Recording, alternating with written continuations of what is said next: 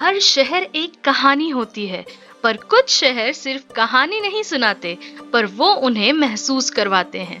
आज मैं आई हूँ एक ऐसे ही शहर में, कोल्हापुर, जहाँ मंदिरों की घंटियाँ सिर्फ आवाज नहीं होती, बल्कि श्रद्धा और सुकून की पहचान होती हैं। और हर गली में मिलती है एक रॉयल सी फीलिंग। लोग कहते हैं अगर आप महाराष्ट्र को सच में समझना चाहते हो तो कोल्हापुर आना तो मस्ट है। माँ लक्ष्मी का आशीर्वाद, रिच हिस्ट्री और थोड़ा सा एक्स्ट्रा स्पाइसी खाना, सब कुछ यही मिलता है। आज का ये सफर सिर्फ एक ट्रैवल व्लॉग नहीं, बल्कि एक एक्सपीरियंस है, एक प्यारा सा एक्सपीरियंस जहाँ हर मोमेंट एक छोटी सी स्टोरी बन जाती है। तो चलिए मेरे साथ इस खूबसूरत शहर को सिर्फ देखते ही नहीं, बल्कि महसूस करते हैं। Welcome to Kolhapur.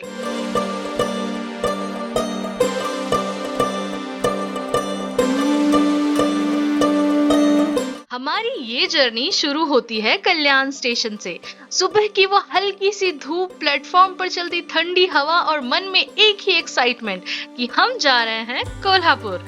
ट्रेन पकड़ने के बाद सफर खुद ही एक कहानी बन गई। खिड़की से भागते हुए गांव और चाय की खुशबू और बीच बीच में हंसी मजाक और स्नैक्स। सफर इतना सुकून भरा था कि पता ही नहीं चला कब शाम हो गई और कब हम कोल्हापुर स्टेशन पहुंच गए।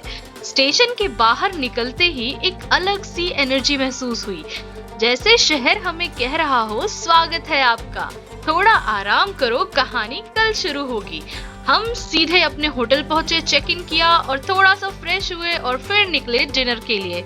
सिंपल सा खाना, थोड़ी सी थकान और फिर एक गहरी नींद, क्योंकि अगला दिन बहुत ज्यादा स्पेशल होने वाला था। जैसे ही दूसरे दिन की सुबह हुई, हम निकल गए इस शहर को और करीब से जानने के लिए। आज का पहला स्टॉप था ज्योतिबा टेम्पल। कोल्हापुर से करीब 17 किलोमीटर दूर पहाड़ों पर बसा ये मंदिर सिर्फ एक रिलीजियस प्लेस नहीं, बल्कि लोगों की श्रद्धा का जीवित प्रमाण है। ये माना जाता है यहीं पर ज्योतिबा प्रभु ने राक्षस कोल्हासुर का वध किया था और इसी से इस शहर को नाम मिला कोल्हापुर। मंदिर पहुंचकर हमें पता चला कि आज वीकेंड होने के साथ साथ पूर्णिमा भी है और आज भीड़ बहुत ज्यादा होती है। फिर भी हमें बहुत अच्छे से दर्शन के साथ मिला हमारा ये प्यारा सा दोस्त। और जब हवा में गुलाल उड़ा तो लगा जैसे पूरा पहाड़ रंगों से मुस्कुरा रहा हो। पूरा प्रांगण गुलाबी गुलाल में रंग चुका था। और इस मनमोहक दृश्य को देखने के बाद हम निकले ब्रेकफास्ट के लिए और यहीं से शुरू हुई कोल्हापुर की कहानी का एक और खूबसूरत दिन। ब्रेकफास्ट के बाद हमने अपनी जर्नी आगे बढ़ाई। रास्ते में पहाड़ों की सुंदर वादियां, हरियाली भरे मोड़ और हवा में एक अजीब सा सुकून। हम थोड़ी देर रुक गए और बनाए हमने थोड़े वीडियोस, तस्वीरें ली और फिर उसी खूबसूरती को खामोशी से महसूस करते रहे। कहते हैं ना, कभी कभी सफर का सबसे प्यारा हिस्सा मंजिल नहीं होता, बल्कि बीच के रास्ते होते हैं। रास्ता थोड़ा लंबा था, इसलिए हमने बीच में एक छोटा सा कॉफी ब्रेक लिया। शांत सी जगह थी और गर्मा गर्म कॉफी, कुछ पल सिर्फ अपने लिए था। कॉफी के बाद हम पहुंचे रामलिंग मंदिर, एक ऐसी जगह जहां पहुंचते ही मानो दिल अपने आप हल्का हो गया। ये मंदिर भगवान शिव को समर्पित है। इस मंदिर के अंदर एक गुफा है जहां शिव जी की प्रतिमा विराजमान है और हमेशा इस गुफा के अंदर एक प्राकृतिक जलधारा चलती रहती है। यहाँ हमने देखे छोटे छोटे मंदिर, पानी में तैरते हुए बड़ा सा कछुआ और बहुत सारी मछलियाँ। रामलिंग मंदिर से निकलते ही हमें पता चला एक और प्यारी सी जगह के बारे में, आलम प्रभु तीर्थ क्षेत्र। बहुत कम लोग जाते हैं यहाँ पर। यहाँ एक अखंड ज्योति जलाई जाती है, चारों तरफ सन्नाटा, हल्की सी हवा और दिल के अंदर एक गहरा सा सुकून। कभी कभी ऐसी ही जगह इंसान को खुद से मिला देती है। यहाँ पर दर्शन करने के बाद आगे बढ़ते हुए हम पहुँचे जयसिंहपुर के सिद्धि विनायक मंदिर। ये मंदिर सिर्फ भक्ति के लिए ही नहीं, बल्कि अपनी अनोखी रचना के लिए भी बहुत मशहूर है। मंदिर की आकृति ऐसी बनाई गई है कि आप जहाँ से भी देखेंगे आपको गणपति बप्पा का चेहरा दिखता हुआ महसूस होता है। उनकी आंखें, कान और मुकुट तक मंदिर के डिजाइन में दिखाई देता है। यहाँ रुककर हमने दिल से प्रार्थना की और एक शुक्रिया कहा इस खूबसूरत सफर के लिए। सफर करते करते भूख भी तो अपनी जगह याद दिलाने लगी थी, तो हम पहुंचे श्री दत्ता मंदिर के पास। यहाँ पर पहले हमने सिंपल और टेस्टी थाली भोजन किया। बहुत प्यार के साथ परोसा हुआ खाना था ये। खाना खाने के बाद हम निकल गए मंदिर के दर्शन करने के लिए। ये मंदिर कृष्णा नदी के किनारे स्थित है। माना जाता है दत्तात्रेय भगवान जी ने कई वर्ष यहीं पर तप किया था और इसीलिए इस जगह को बहुत पवित्र माना जाता है।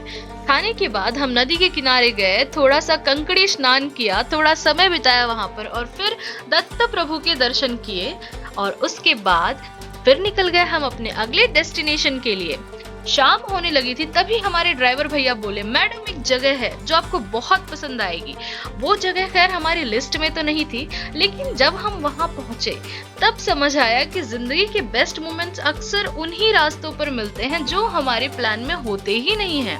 एक सुंदर सा ब्रिज, नीचे पानी और सामने ढलता हुआ सूरज। ऐसा लग रहा था जैसे सूरज धीरे धीरे नदी में ही उतर रहा हो। दूसरी तरफ नीला नीला आसमान और पेड़ पौधे मानो उस पानी में ऐसे दिख रहे थे कि दोनों एक ही हैं। हम सब वहीं पर थोड़ी देर बैठे रहे बिना बोले, उस पल को जीते हुए, और फिर हम अपनी मंजिल पर पहुंचे। आज की मंजिल कोपेश्वर महादेव मंदिर। ये मंदिर सिर्फ एक दर्शन स्थल नहीं बल्कि 12th सेंचुरी का एक जीता जागता इतिहास है। ये मंदिर चालुक्य काल में बनाया गया था और इसकी सबसे बड़ी खास बात है इस मंदिर का डिजाइन। मंदिर में नंदी जी नहीं है जो कि आमतौर पर सारे शिव मंदिर में होते हैं, इसलिए इस मंदिर का नाम पड़ा कोपेश्वर, यानी क्रोध में भी शांत शिव। इस मंदिर में एक ऐसी जगह है जहां छत नहीं है और माना जाता है कि हर पूर्णिमा में चांद इसी गोल आकृति के बीचों बीच दिखता है, जो कि सच में बहुत हैरान कर देने वाली बात है। इस मंदिर की कार्विंग आज भी बहुत लोगों को चकित कर देती है। बिना मॉडर्न टूल्स के इतनी सुंदर कला सोचकर ही गर्व महसूस होता है।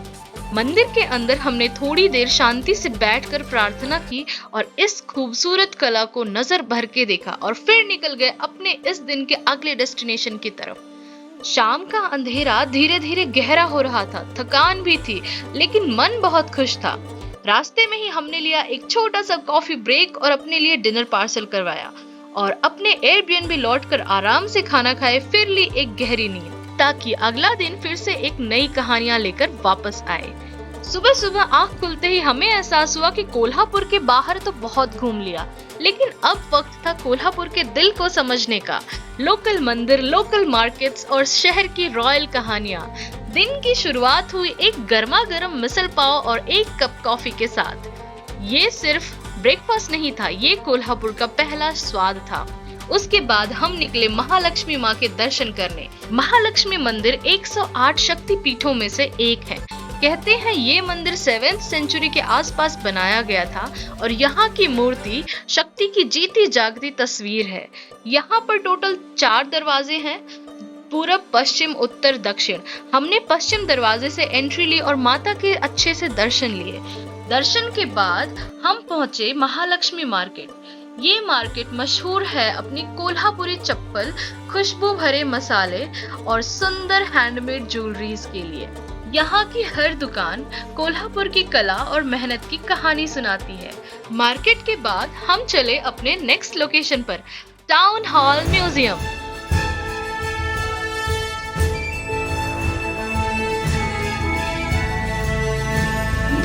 म्यूजियम के अंदर जाते ही ऐसा लगा जैसे हम समय के पीछे चल दिए हों।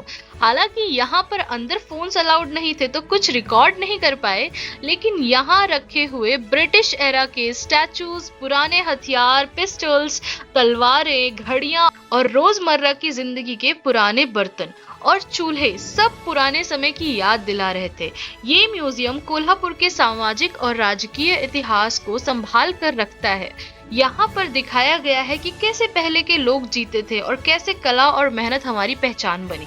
म्यूजियम के पास ही एक छोटा सा मंदिर था, हम उस शिव मंदिर को भी देखने गए और फिर हम निकल गए अपनी अगली डेस्टिनेशन पर, छत्रपति शाहू जी महाराज पैलेस की तरफ।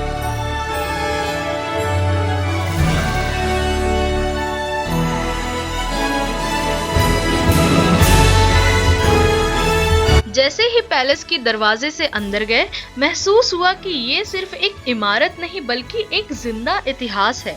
शाहू महाराज जी सिर्फ एक राजा ही नहीं बल्कि समाज सुधारक भी थे। उन्होंने शिक्षा, समानता और न्याय के लिए बहुत काम किया था। पैलेस के अंदर उनके मीटिंग हॉल्स, रॉयल रूम्स, पुराने फर्नीचर, बुक शेल्फ्स और उनके जीवन के कई अनमोल पल आज भी संभाल कर रखे गए हैं। हम सब ये सारी तस्वीरें अपनी आंखों में कैप्चर करने लग गए। ये सब देखकर दिल में एक गर्व सा महसूस हुआ। पैलेस घूमने के बाद दोपहर हो चुकी थी और भूख भी जोर से याद दिला रही थी अपना नाम। तो हम गए एक लोकल रेस्टोरेंट में और वहाँ की ऑथेंटिक थाली का स्वाद लिया। उसके बाद हम लौट आए अपने एयरबीएनबी, थोड़ा सा रेस्ट किया क्योंकि आज शाम को हमारी वापसी की ट्रेन थी। शाम को फ्रेश होकर जब हम कोल्हापुर स्टेशन पहुंचे तो महसूस हुआ कि ये जर्नी आज यहीं खत्म हो रही है, लेकिन इसकी यादें बहुत दूर तक साथ जाएंगी। ट्रेन के लिए हमने थोड़ा सा खाना पार्सल करवाया और जब गाड़ी धीरे धीरे चल पड़ी तो खिड़की से बाहर देखते हुए सिर्फ एक ही बात मन में थी। कोल्हापुर सिर्फ एक शहर नहीं, एक एहसास है जिसे एक बार नहीं बार बार जीने का मन करता है। और इसी के साथ हमारा ये खूबसूरत सफर यहीं पर बहुत सारी यादों के साथ अपने अंत तक पहुंच गया। आई होप आज का ये प्यारा सा व्लॉग आप सबको पसंद आया हो। अगर पसंद आया हो तो please do like, share, subscribe and comment to my YouTube channel. और फिर मिलते हैं जल्द ही एक नए वीडियो के साथ। तब तक के लिए bye bye and take care.